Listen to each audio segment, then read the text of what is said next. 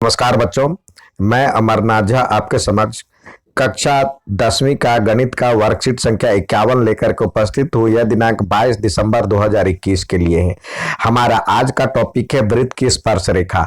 हमारा आज नया चैप्टर वर्कशीट के माध्यम से शुरू हो रहा है, जिसे चैप्टर नंबर 10 आप अपने एनसीईआरटी बुक में देख सकते हैं। आइए, इसमें पूर्व ज्ञान पे आधारित कुछ जानकारी है, उसको भरने का प्रयास करें।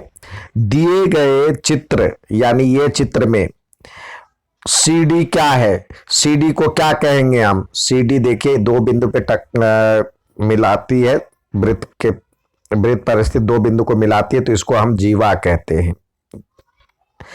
वृत्त की त्रिज्या, केंद्र और चाप अंतर्भाग में या बहिर्भाग में होता है। वृत्त की त्रिज्या भी अंदर होगा, केंद्र भी अंदर होगा और चाप भी अंदर भाग में ही होगा, अंतर्भाग में स्थित है।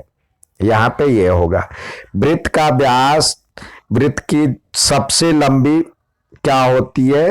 वृत्त का व्यास जो होता है सबसे लंबी जीवा होती है। ये ऐसे ऐसे काटेंगे तो इसमें सबसे लंबी जीवा वृत्त का व्यास होगा, तो यहां पे जीवा लिखें। ठीक है। अब कुछ और जानकारी है चित्र के माध्यम से दिया गया है। आकृति 1 में वृत्त रेखाखंड वृत्त के, अब ये देखिए, ये जो रेखाखंड है या तो इसके बीचों बीच जाएगी। आकृति 1 में वृत्त के केंद्र से होते हुए वृत्त को दो बिंदुओं पर छूता है, वृत्त को दो बिंदुओं पर छूता है, तो इसको वैसे वृत्त का व्यास कहेंगे। ये दो बिंदुओं को काटते हुए जाती है, दो बिंदुओं को मिलाती है, लेकिन वो केंद्र से होकर के गुजरती है। उस रेखा को हम व्यास कहेंगे, रेखाखंड को। अब आकृति 3 में रेखाखंड वृत्त के बाहर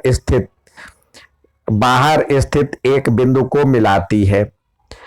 बाहर स्थित वृत्त को केवल एक बिंदुओं पर स्पर्श करती है, एक ही बिंदु पे स्पर्श करती है, तो इसको वृत्त की स्पर्श रेखा कहते हैं। यह वृत्त की स्पर्श रेखा कहलाता है। और जहां पे ये वृत्त को टच करता है, जिस बिंदु पर रेखा वृत्त को छूती है, वह स्पर्श बिंदु कहलाता है। वो कौन सा बिंदु कहलाता है? स्पर्श बिंदु, पॉइंट ऑफ कांटेक्ट। ये P जो है स्पर्श बिंदु है। अब आकृति 3 में देखिए, रेखाखंड वृत्त के बाहर स्थित है तथा यह वृत्त को कहीं स्पर्श नहीं करता है।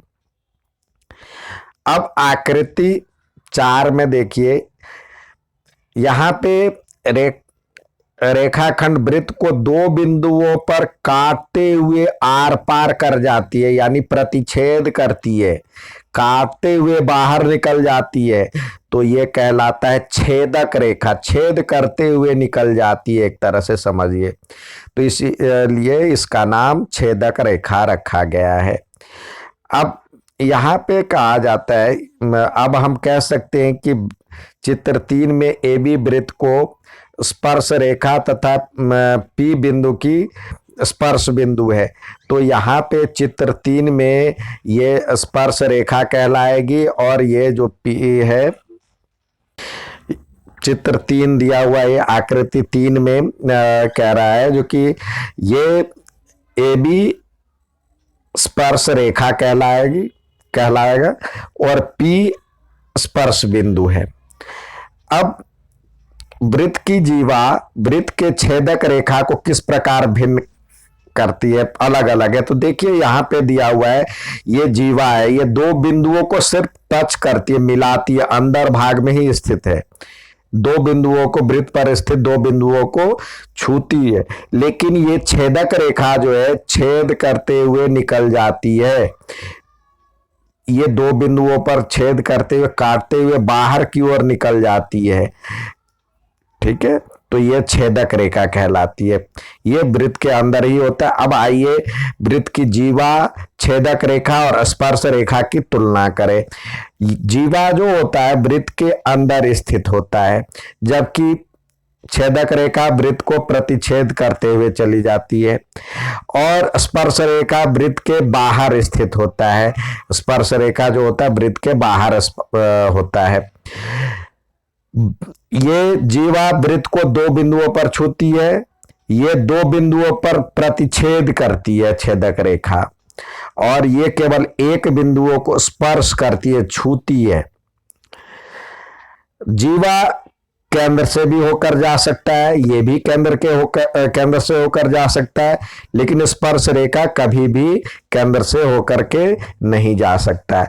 एक बार और हम जानकारी वृत्त के माध्यम से देखें।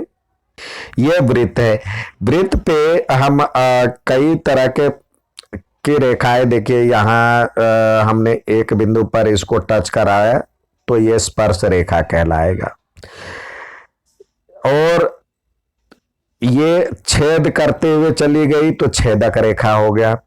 और ये इसके जो इस पर स्थित दो बिंदु है, मान लीजिए ये और ये, इसको मिलाते हुए अंदर ही रहती है तो ये जीवा कहलाएगा। ये जीवा है। ये हो गया आपका छेदक रेखा, काटते हुए आर पार कर जाती है, ये स्पर्श रेखा।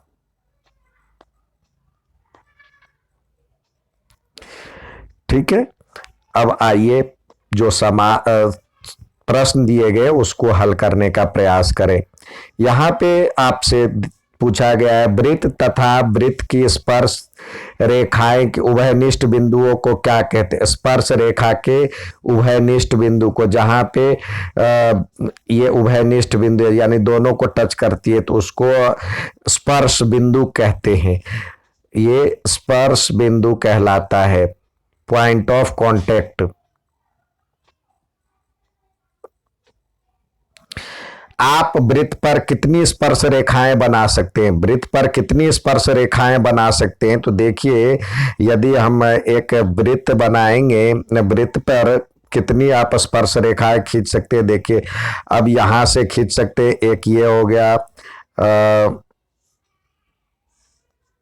एक यहां से भी खींच सकते हैं, यहां से भी खींच सकते हैं, यहां से भी खींच सकते हैं, यहां से भी खींच सकते हैं। तो एक वृत्त की अनगिनत हम स्पर्श रेखा खींच सकते हैं। तो यहां पे लिखे, आप एक वृत्त पर कितनी स्पर्श रेखा खींच सकते हैं, तो अनगिनत।